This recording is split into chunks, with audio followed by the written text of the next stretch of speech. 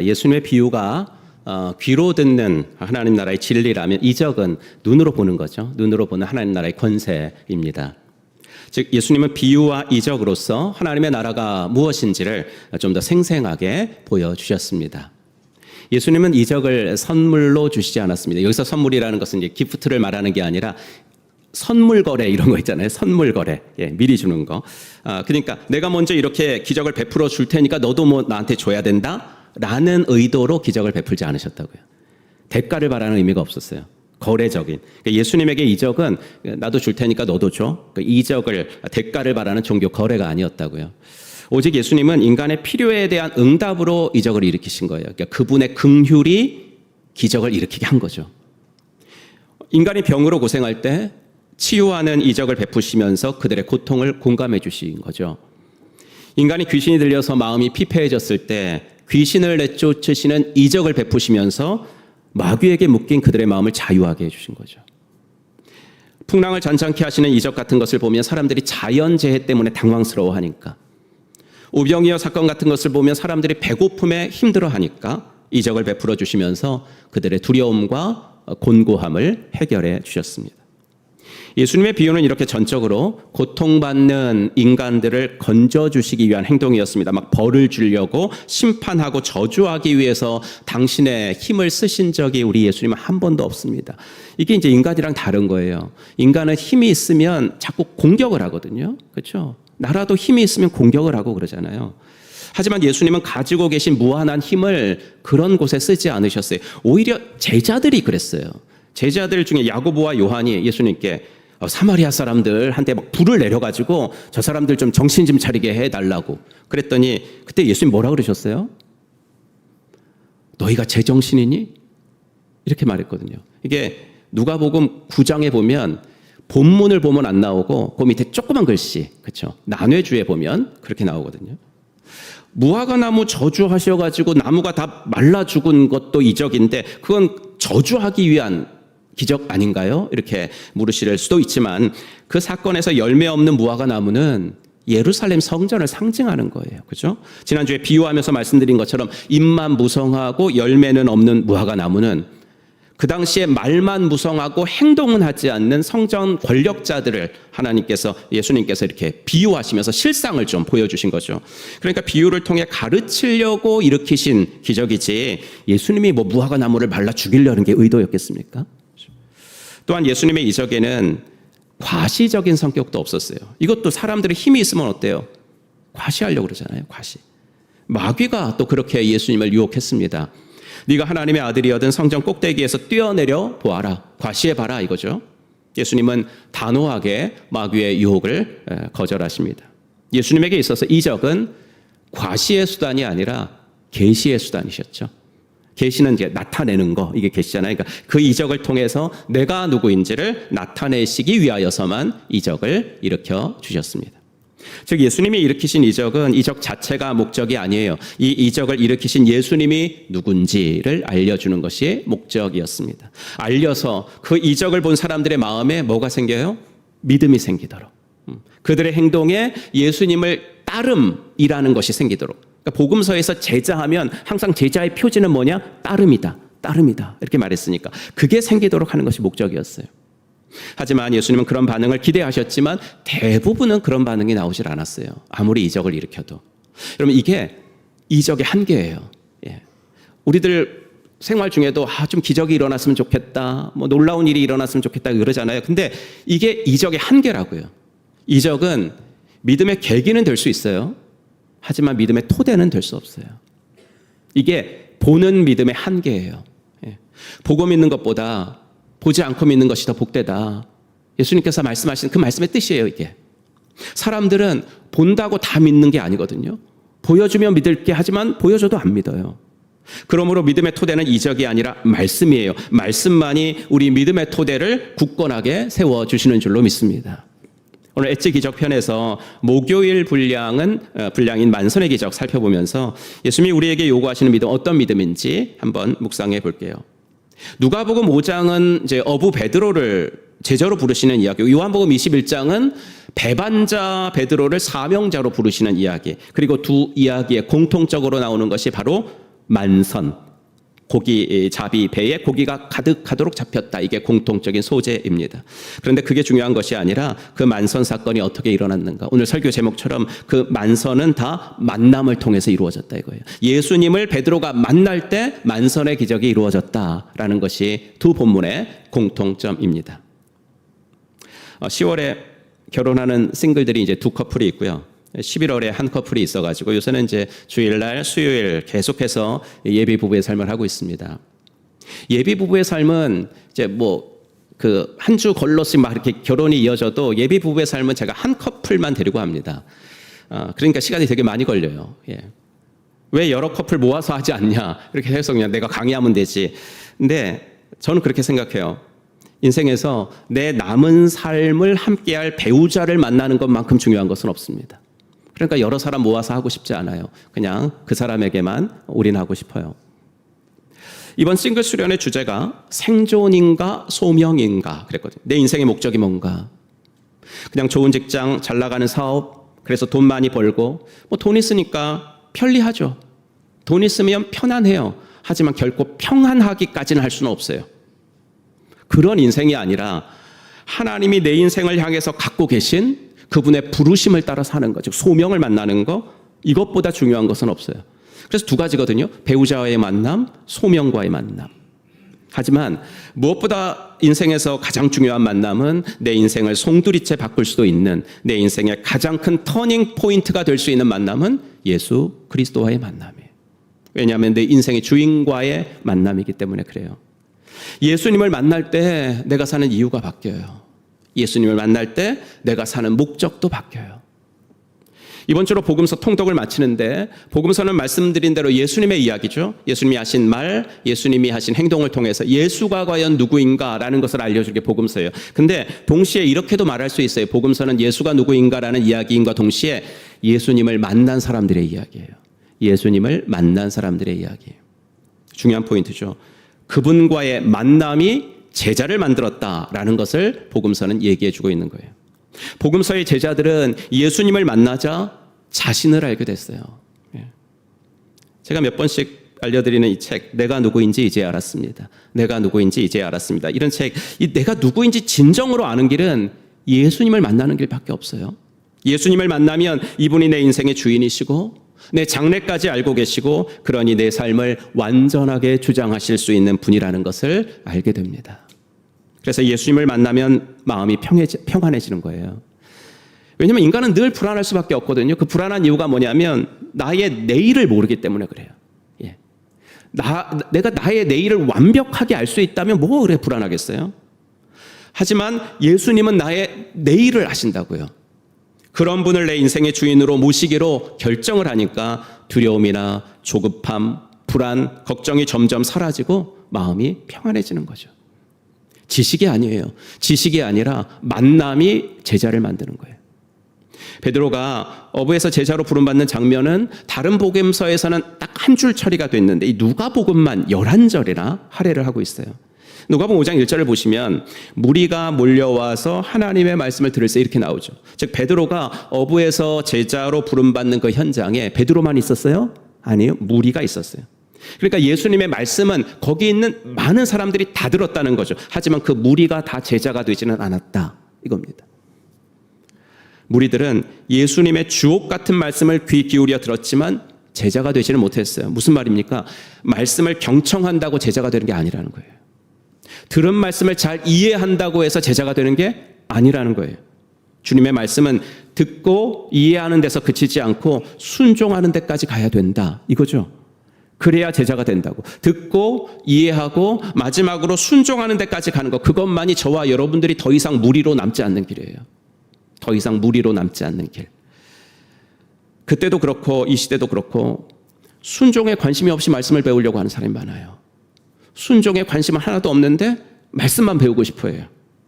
누가복음 5장 전에도 무슨 얘기가 나오냐면 온갖 병자들을 고치시니라. 그게 이제 누가복음 5장 전달락이고 그 전달락은 뭐냐면 더러운 귀신 들린 사람을 고치시는 거. 이게 전달락이에요. 그러니까 당시 사람들은 예수님의 이런 능력만 보고서 호기심을 가져가지고 예수님 말씀에도 관심을 보인 거거든요. 하지만 순종에는 관심이 없었어요. 그랬기 때문에 그들이 보인 말씀 외의 관심도 진정한 관심은 아니었거든요. 바로 그 현장에 밤새도록 고기를 잡지 못한 베드로가 있었어요. 예수님은 베드로의 그날 밤의 모든 수고가 실패로 돌아갔을 때 그의 배에 오르시죠. 베드로는 밤새 수고했지만 작은 고기 한 마리도 잡지를 못했어요. 밤새껏 금을 던졌으니까 얼마나 힘들었겠어요, 여러분. 근데 힘든 것보다 저는 그렇게 생각해요. 고기 한가득 안고 돌아올 남편을 기다리는 아내 생각이 났겠고, 우리 아빠가 오늘 고기를 한가득 잡아올 거야 라는 그 자식들 생각이 나면서 얼마나 허탈하고 속상했겠어요. 그 속상하고 허탈한 텅 빈 마음으로 고기 한 마리 없는 텅 빈 배, 그리고 밤새껏 던진 금을 손질하는 베드로를 예수님은 찾아오시죠. 이것이 그날의 베드로의 상황이었어요. 예수님은 그의 배에서 말씀을 전하신 후에 시몬에게 깊은 데로 가서 그물을 내려봐라 라고 하십니다. 목수가 어부에게 하는 말이죠. 고기 잡는 것이라면 이력이 난 어부에게 목수가 훈수를 두고 있어요. 아니, 어부가 아니더라도 고기는 어두운 밤에 이제 어선의 밝은 불빛 보고서 이제 고기들이 몰려오는 거 아닙니까? 그렇죠. 그리고 고기는 너무 깊은 수심에서는 더 잘 안 잡힌다라는 거. 이거는 상식입니다. 그러니 밤이 지난 아침에 그리고 깊은 곳에 그물을 내려보라는 예수님의 훈수는 전혀 도움도 되지 않을 뿐더러 때와 상식 그리고 어떤 것에도 맞지 않는 그런 무리한 요구였어요. 아니, 맞지 않는 요구일 뿐만 아니라 실패와 허탈, 낙심에 찬 베드로에게는 이 말씀이 참 불편했죠. 그리고 듣기 좀 거북하고. 하지만 바로 이 말씀은 베드로를 어부에서 제자로 만드시는 예수님의 초청이었습니다. 깊은 데로 가서 그물을 내려봐라. 그의 생각에도 안 맞고 경험에도 맞지 않는 말씀을 하심으로써 시몬 베드로를 믿음으로 초대하시는 그분의 말씀이었어요. 단순히 이렇게 한번 해봐. 이 요구 하나 던진 것이 아니라 어부에서 제자로 믿음으로 초대하고 계시는 말씀이었다고요. 베드로는 처음 그 말씀을 들었을 때 반신반의했을 것 같아요. 나는 도무지 어부 행색은 아닌 사람이 그렇다고 막 농담을 하거나 사람들 골탕을 먹일 사람처럼은 보이지 않는 분이 도무지 이해가 되지 않는 말을 하니까 이걸 해야 돼 말아야 돼 망설였겠죠. 하지만 결국 그렇게 하기로 결심했어요. 이유가 5장 5절인데 한번 같이 읽어볼까요? 시작. 선생님, 우리들이 밤이 새도록 수고하였으되 잡은 것이 없지만 말씀에 의지하여 내가 그물을 내리리이다 하고. 예. 그럼 만약에 예수님이 그냥 갑자기 그 현장에 나타나셔가지고 그런 말씀을 하셨다면 베드로는 어땠을까요? 당연히 무시했죠. 예. 당연히 무시했어요. 갑자기 그냥 나타나셔서 깊은 데로 이렇게 하면은 당연히 무시했을 거예요. 하지만 방금 전까지 베드로는 뭐 했어요? 말씀 들었잖아요. 말씀을. 더군다나 자기의 그 텅 빈 배를 예수님의 이런 강대상으로 내드렸잖아요. 거기서 말씀 전해주셨으니까. 이 상황이 바로 말씀에 의지하여 라는 말 속에 들어가 있는 뜻이에요. 말씀에 의지하여. 계속해서 말씀을 들었을 때 베드로의 마음에는 잔잔한 감동이 일어났을 거라고요. 그래서 마지막 순간에 예수님이 하시는 그 명령, 깊은 데로 가서 그물을 내려라. 이 말씀이 거부하기는 힘든 그런 말씀으로 좀 다가왔을 것 같아요. 하지만 그렇다고 해서 전적으로 또 기쁜 순종은 아니었을 거예요. 이것도 말씀에 의지하여라는 말 속에 들어가 있는 함의예요. 그러니까 고기 잡는 어부로 한평생 살아온 내 경험, 내 지식으로는 도무지 납득이 안 되는데 그래도 내가 쭉 말씀을 이렇게 쭉 들어보니까 당신이 그렇게 허튼 말 할 사람은 같지는 않아 보이니까 말씀에 의지하여 내가 당신 말대로 한번 해보기는 하겠습니다 라는 거거든요. 즉 베드로의 행동은 썩 내키지는 않는 행동이었다고요. 근데 여러분 그 내키지 않은 행동에 비해서는 너무나도 놀라운 기적이 일어났다고요. 그 작은 순종, 그 내키지 않는 순종이 가져온 결과는 상상할 수 없을 정도로 컸다고요. 베드로 자신의 배는 물론 동료의 배까지 만선을 이루었다고요. 여러분 우리는 여기서 주님이 원하시는 순종이 뭔지를 알 수가 있어요. 주님이 원하시는 순종은 성공 가능성이 있기 때문에 순종하는 것이 아니라 언제나 오르신 주님의 말씀이기 때문에 순종하는 거예요. 형편과 상황이 허락되기 때문에 순종하는 것이 아니라 말씀하신 분이 상황의 주인이시기 때문에 순종하는 거예요. 많은 그리스도인들이 주님을 사랑하지 않아서 순종하지 않는 것이 아님을 저는 알아요. 그분이 주님을 사랑하지 않기 때문에 순종을 안 하려고 하는구나, 이건 아니에요. 성도들이 주님이 주시는 부르심에 순종하지 않는 건 거의 다 상황 때문에 그래요. 그러니까 내 지금 형편이 안 돼요, 목사님. 내 지금 상황이 순종할 상황, 이거 할 상황은 아니에요. 하지만 그 상황 역시 주님이 주관하신다고요. 그 상황의 주인이 하나님이심을 인정하고 순종하면 하나님은 그 일을 할 수 있는 여건으로 내 상황을 만들어 주신다고요. 이걸 경험해야 믿음이 자라요. 이걸 체험해야 신앙생활이 재밌어져요. 여러분 기억하십시오. 작은 순종으로 큰 불신앙을 몰아낼 때 주님 역사하십니다. 내키지 않은 순종이라도 괜찮습니다. 100% 순도의 순종이 아니어도 괜찮습니다. 그 말씀을 하신 분이 나와는 비교할 수 없을 정도로 지혜로우시고 능력 많으신 분이라는 것을 인정하고 그분이 다 나 위해서 하는 말이시겠지 인정하고 작은 순종으로 큰 불신앙을 몰아내면 그때 주님은 일하기 시작하시는 줄로 믿습니다. 여러분 물론 힘겨울 때일수록 말씀에 집중하기는 어려워요. 우리를 힘들게 하는 상황과 환경 이게 그리 만만치가 않잖아요.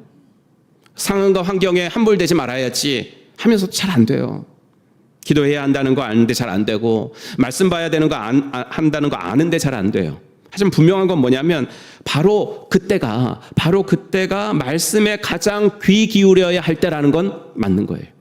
그때가 개인적으로 말씀을 더 많이 읽어야 될 때고 그때가 어느 때보다도 설교에 더 귀를 기울여야 할 때고 그때가 무엇보다도 목장에서는 목원들과 삶공부에서는 다른 성도들과 함께 말씀을 나누는 자리를 더 일부러 찾아갈 때라고요. 언제가요? 그때가. 그 자리를 내 바쁘고 힘든 상황 때문에 떠나지는 말아야 할 때가 바로 그때라고요. 절망스러울 때. 그 말씀에 더욱더욱 순종이 필요할 때라고요. 그때가. 그러면 주님이 주시는 놀라운 응답을 우리는 그 자리에서 경험하게 되는 겁니다. 도무지 설명이 안 되는 만선의 기적 앞에서 베드로는 신적 위험을 느낍니다. 그래서 바로 예수님의 발 아래 엎드려서 자신이 죄인임을 고백을 하고 예수님을 선생해서 드디어 주님으로 퀴리오스라고 부르죠. 왜 불렀을까요 그렇게? 아니 전날 밤에는 하나도 못 잡았거든요. 근데 그날 새벽에는 잡았어요. 그리고 어디로 가서 한번 던져보라 그랬더니 그대로 됐거든요. 그러니까 전날 밤과 오늘 새벽 바닷속 고깃대의 방향까지도 아는 분이시라면 이분은 바다는 물론 내 인생까지도 주관하신 분이 분명하지 않는가. 그렇죠. 여러분 하나님을 만난 사람들은 다 그분을 주님으로 고백했어요. 베드로만이 아니죠. 구약 성경에 나오는 아브라함도 모세도 욥도 다 전지전능하신 하나님을 만났을 때 그들은 당신은 내 인생의 주인입니다. 이 고백을 했거든요. 베드로가 만선의 기적을 체험한 후에 예수님 발 아래 엎드려 예수님을 주님이라고 부를 때 베드로의 그 텅 빈 배는 성소가 됐어요. 그때 그 텅 빈 배는요 그냥 한낱 고기 잡는 배가 아니었어요. 그게 아니라 베드로를 변화시키려고 그의 인생에 찾아오신 예수님을 그가 만나는 성소가 됐다고요. 베드로에게 실패처럼 보인 그 텅 빈 배는 앞으로 그가 사랑하고 의지하며 살아갈 평생의 구주를 만나는 은혜의 성소가 되었다는 거예요. 여러분 2000년이 지나서 우리가 지금 이 얘기를 읽어요. 그날 이 사건을 경험한 베드로뿐만 아니라 이 기록을 읽는 오고 오는 세대의 수많은 성도들에게 예수님 무슨 말씀을 좀 해주고 싶으셔가지고 이런 기적을 일으키셨을까요? 그건 하나죠. 실패의 자리에서 주님을 만나라 이거예요. 실패의 자리에서 주님을 만나라. 실패의 자리가 곧 절망의 자리가 아니라 그 자리에서도 주님을 만나면 그 자리는 성공을 넘어서서 은혜의 자리가 될 수 있다. 고기만이 잡았다는 것이 중요한 것이 아니에요. 만선이 중요한 게 아니라 만남이 중요하다고요. 만남이. 여러분 그날 베드로만이 이 은혜를 받은 게 아니잖아요. 야고보와 요한도 그 현장을 보고 예수님의 제자로 부름받는 큰 전환점을 맞게 됩니다. 이게 무슨 말이냐면 한 사람의 순종이 그 사람은 물론이고 다른 사람까지 주님을 경험하게 하는 통로가 된다 이거예요. 나의 순종을 통해서 다른 사람도 예수님이 얼마나 좋으신 분이신지를 체험하게 되는 디딤돌이 된다는 거예요. 저는 여러분들의 인생이 그런 인생 되기를 주의 이름으로 축복합니다. 그날 만선의 기적보다 더 중요한 것이 만남의 은혜였다라는 건 그냥 설교자들이 추론하는 것이 아니라 베드로가 보인 행동을 보고 우린 충분히 파악할 수 있어요. 11절 그들이 배들을 육지에 대고 모든 것을 버려두고 예수를 따르니라. 여러분, 고기가 한 마리도 안 잡혔어요. 예. 그럴 때 예수님이 그냥 그래 따라와, 그게 더 쉬웠을 것 같아요. 그렇죠? 근데 지금은 뭐예요? 모든 것을 버려두고 예수님을 따라한 그 상황이 뭐냐면 베드로 자신의 어부 생활에서 가장 큰 성공을 거뒀을 때 그때 따르라 이 말씀을 하니까 그 쉬웠겠어요? 이처럼 많은 고기를 한꺼번에 잡은 적은 자기 인생에 없어요. 근데 그 모든 고기를 버려두고 떠나요. 왜요? 지금 베드로에게 주님보다 더 소중한 분은 없었기 때문에, 주님을 따르는 것보다 더 기묘한 일이 이것보다는 없었기 때문에, 그분의 부르심에 순종하는 것보다 더 시급한 일은 없었기 때문에 모든 걸 버려두고 떠나죠. 이처럼 주님과의 만남은 베드로 그의 인생에서 너무나도 중요한 포인트가 됐어요. 직업만 바뀐 것이 아니라 인생의 주인이 바뀌었죠. 빈배가 만선이 됐고 어부에서 제자로 바뀌었고 예수님이 그에게 있어서 선생에서 주인으로 바뀌었습니다. 여러분, 이게 회심이에요. 그래서 누가복음 5장에 나오는 만선의 기적보다 더 큰 기적은 고기 많이 잡은 게 그게 기적이 아니라 베드로가 회심했다는 거. 베드로가 회심했다는 거. 한 사람이 주님을 만나고 세례를 받는 건 그래서 우연이 되는 일이 아니라 하나님이 일으키시는 기적의 사건이에요. 이 베드로의 회심 이야기랑 너무 비슷한 사건이 요한복음 끝장에 딱 나오면서 이제 사복음서가 대단원의 막을 내리죠. 그런데 이 얘기를 하려면 예수님이 돌아가시기 전에 베드로의 행보를 조금 말씀드려야 될 것 같아요. 예수님을 그렇게 드라마틱하게 만나고 모든 것을 버려두고 예수님을 따라 나선 베드로답게 그는 아주 열정에 충만한 3년을 살았습니다. 예수님이 제자들에게 너희는 나를 누구라고 생각하냐? 라고 물으실 때 가장 먼저 정답을 말한 사람도 베드로죠. 하나님의 그리스도십니다. 이렇게. 하지만 예수님이 고난받는 그리스도라는 것은 알지 못했죠. 주님이 가신 십자가의 길을 우리도 걸어가야 된다. 이건까지는 몰랐어요. 그래서 베드로는 어디든 주를 따르겠다고, 주님이 죽으시지만 안 되지만 설령 죽으신다면 죽는 데까지 나는 함께 가겠다고 장담을 했지만 정작 십자가를 지시러 체포되어 가시는 그날 밤 그저 멀찍이서만 주님을 따라갔어요. 여차하면 도망갈 수 있는 거리를 유지하면서 결국 대제사장 집의 여종 앞에서 나는 그런 사람은 알지도 못합니다 라고 부인을 하죠. 근데 이런 베드로의 배반전에 뭐가 있었죠? 예수님의 중보 기도가 있었어요. 그게 22장에 나오죠. 같이 읽어보겠습니다. 그러나 내가 너를 위하여 내 믿음이 떨어지지 않기를 기도하였노니 너는 돌이킨 후에 내 형제를 굳게 하라. 예수님은 베드로가 당신을 부인할 것을 이미 알고 계셨어요. 하지만 그 배반이 그의 인생의 실패로 끝나지 않도록 그때부터 기도해주고 계셨어요. 그리고 그 중보기도의 결과로 베드로가 결국은 회개하고 돌이킬 것도 아셨고, 그 돌이킴이 그저 베드로 개인의 회복이 아니라 베드로 주위의 형제들을 굳게 세워줄 것이라는 것도 아셨습니다. 그러니까 이런 마음으로 기도하셨을 것 같아요. 너 나를 처음으로 만날 때 너만 따른 거 아니지 않니? 그날 네가 내 말에 순종함을 통해서 네 옆에 있는 야고보와 요한도 함께 나를 따랐었잖아. 시몬아, 너에게는 그런 사명이 있어. 누군가를 세워주고 하나님께 이끌어주는 사명이 너한테는 있어. 비록 나를 배반하기는 하겠지만 내가 너를 포기하지 않는 이상 너는 실패하지 않을 거야. 주님은 그런 마음으로 베드로를 위해 기도하셨고 베드로와의 재회를 위해서 갈릴리 바닷가를 다시 찾아가시죠. 요한복음 21장. 그 후에 예수께서 디베랴 호수에서 또 제자들에게 자기를 나타내셨느니라. 디베랴, 갈릴리의 다른 말이에요. 또 나타나셨다고 하니까 부활하신 후에 이제 세 번째 나타나신 거예요. 세 번째. 예수님이 십자가 처형을 받으시고 제자들은 각자 도생하러 뿔뿔이 흩어졌습니다. 베드로 포함해서 7명의 제자들이 물고기 잡으러 자기들의 옛날 생업의 터전이었던 갈릴리 호수로 돌아온 거예요. 사람을 낚는 데 사용했던 3년의 시간들을 뒤로 하고 다시 어부로 돌아간 거죠. 예수님 믿기 전으로 돌아간 거예요. 예수님은 그런 그들을 다시 찾아가세요. 처음 베드로를 부르시던 때처럼 고기 잡는 현장으로 찾아가세요. 공교롭게도 그날도 예수님을 처음 만난 날처럼 밤새 수고했는데 아무것도 못 잡았어요. 예수님의 제자로 살았던 3년, 예수님과는 안타깝게도 전혀 다른 꿈을 꾸었기 때문에 그들은 자신들의 3년은 실패했다고 생각을 했습니다. 3년 허비했구나 생각을 했죠. 그 시간에 어부로서 고기나 많이 잡아가지고 돈이나 많이 벌었었으면 좋았을 텐데 뭐 이런 생각도 했을 수 있어요. 자기들은 제자로서도 실패하고 생업에서도 실패했네 우리는, 이렇게 생각했겠죠. 그런 마음으로 밤새껏 그물을 던져요. 그날 고기가 그래도 많이 잡혔다면 희망은 좀 있었을 거예요.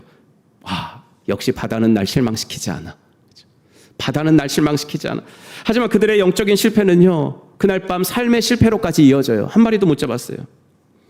그 실패의 자리, 바로 그 자리에 예수님이 베드로를 다시 찾아오세요.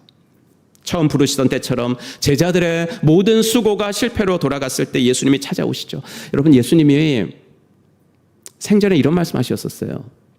나는 포도나무요, 너희는 가지라. 그가 내 안에, 내가 그 안에 거하면 사람이 열매를 많이 맺나니, 그 다음 말이 뭐예요?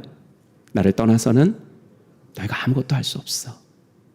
예수님은 그날 밤 그들의 마음에 내가 이 말 해줬었는데 그게 생각이 났었으면 좋겠다, 이런 생각을 하셨을 것 같아요. 예수님을 떠나서는 아무것도 할 수 없구나. 그게 깨달아지면서 우리들이 지금부터 할 일은 고기잡이가 아니지 않을까? 고기잡이가 아닌데 우리가 왜 돌아왔을까? 이 삶의 현장으로 이 생각을 하기를 간절히 바라셨을 것 같아요. 그날 밤도 그들의 배는 텅 비어 있었습니다. 그 텅 빈 배는 너희가 할 일은 이제 고기잡이가 아니라는 것을 보여주신 거예요. 여러분, 실패는요, 때로 나의 진정한 사명이 무엇인지를 일깨워줘요. 실패는 종종 나에게 말을 걸어오시는 주님의 또 다른 음성이에요. 예수님은 그날도 그물을 배 오른편에 던지라 그러시죠. 깊은 데로 가서 그물을 던지라는 것이 상식 밖의 말씀이셨던 것처럼 이 말도 상식 밖인 것이, 보통 이 배의 이 키는 오른쪽이, 사람의 오른손잡이니까 오른쪽에 있거든요. 그러니까 거기서 그물까지 던지면 이 배의 그 노화, 이게 그물이 엉켜요. 그러니까 그물은 그런 배의 기구들이 없는 왼쪽으로 던지는 것이 어부의 상식이거든요. 근데 이번에도 주님은 그들에게 순종을 바라시면서 이런 얘기를 하죠. 오른편으로 던져보라고. 순종의 결과는 이번에도 만선이었습니다. 그물을 들 수 없을 만큼의 많은 고기가 잡혔습니다. 예수님을 처음 만났을 때의 경험이 어쩜 이렇게 똑같이 재현되고 있었어요. 그럼 왜 이렇게 똑같은 일을 예수님은 일으키셨을까요? 과거로 돌아가지 말아라 이거예요.